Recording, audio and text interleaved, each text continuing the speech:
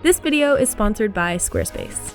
If you haven't heard, or if you've been living under a rock these last few months, Photoshop just added a new AI feature to their beta called Generative Fill. Now this new tool is wild, like anything in AI is, and it is completely changing the way we edit photos already. In a recent YouTube thumbnail that we worked on, we had Generative Fill completely replace this tripod I was holding, and it completely replaced a plaque. This is the finished thumbnail we ended up going with. The new AI Generative Fill essentially allows you to remove objects from your image, add new objects to your image, or just extend a background with the rest of a realistic looking background. Maybe it isn't exactly what is in the room that you're in, but it's pretty darn good. And all you have to do is write in a couple of text prompts, which is insane. So what we're gonna do today is I'm literally just gonna demo these different tools. We're going to shoot a couple different angles around the office, and I'll show you exactly how it works and how amazing this tool is if you haven't seen it already on TikTok, on YouTube Shorts, literally everywhere. I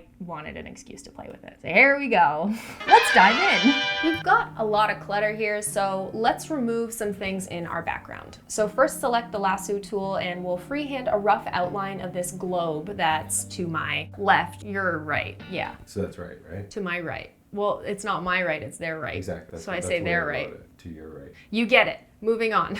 Avoid making a tight selection and always overlap some areas around the selection in your image to generate a better resultant image and enable seamless blending. And now we'll see the generative fill box pop up where we can input our magic words to remove the glow. So we're just gonna go ahead and type in remove. So at the time of this video, the prompts are only going to work for you in English. I'm sorry, don't hate the messenger. They also state that in order for best results, you are supposed to use descriptive nouns and adjectives instead of just instructive prompts like fill the area or create a scene. Next, all we have to do is press generative fill and the AI will generate variations based on the info of the photo and the prompt. You can see thumbnail previews of the variations that get generated based on your text prompts in the properties panel and in the generative fill dialog. The great thing about generative fill layers is that the photo itself is not changed in any way. It's rather on a separate mask layer that lets you reverse the effects when you want without impacting the original image.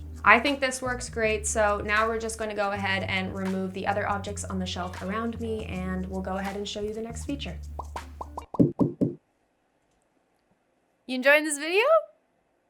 Cool. Couple things I'm gonna ask you to do then. 1, maybe subscribe to my channel. 2, listen to me talk about Squarespace for a minute. Thanks. I used Squarespace to make my website.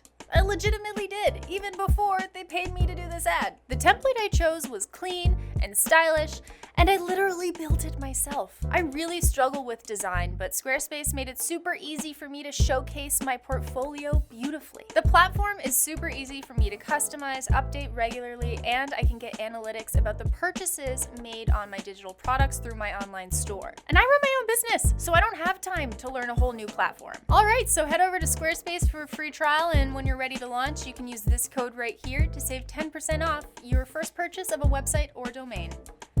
Thanks, Squarespace. Now back to the video. Another great way to use this feature is to extend a background. We got the idea for how we're filming today's video from Carl Shakur. And what he did was he filmed a video of himself talking to camera, but he wanted to extend the background. So he took a still from that video, put it into Photoshop, used generative fill, and was able to extend the image either on the sides or on top, and then he just put his video over top of that frame. He had more space in his video, so he needed to reframe it for an IG Reel or IG Stories, and he was able to do that using this. So that's a really cool idea that we very much appreciate for today's video. That's exactly the purpose of this. If you messed up and you need some extra space in your photo for whatever reason, you wish it was a little bit wider, you wish the composition was a little bit different, now you can use generative fill to essentially fix that. So first select the crop tool and drag the corner and edge handles outwards to extend your canvas size. Then use the rectangular marquee tool to select the extra canvas by clicking and dragging to make the selection and making sure to include some of the original borders in the selection. We just repeat the same steps as before now by writing in our prompt in the generative fill box. Stick to something simple, something really direct. Between 3 to 8 words usually works really well. Don't worry about writing commands like add or remove, just write what you want to see in the image. So in this case, we'll want to extend these photo frames. You can also change the whole background of your subject by just choosing select subject and then choosing select inverse and filling out the generative fill prompt. It gives you a few options you can choose from. Again, it's not necessarily what was going on in the real room at the time, but it looks pretty good. And last but not least, we have generate object. So this is my favorite one. You can get a little silly with this, which we plan on doing right now. Use any selection tool in Photoshop to make a selection around a desired object or an area of your image. And again, let's write our prompt and generate a cat to this frame. Now, AI isn't perfect, especially with fingers and body proportions. It's not always going to give us exactly what we had pictured in our head. So if that's the case and we don't like the examples that they've given us, we can always generate more to get closer to where we want to be.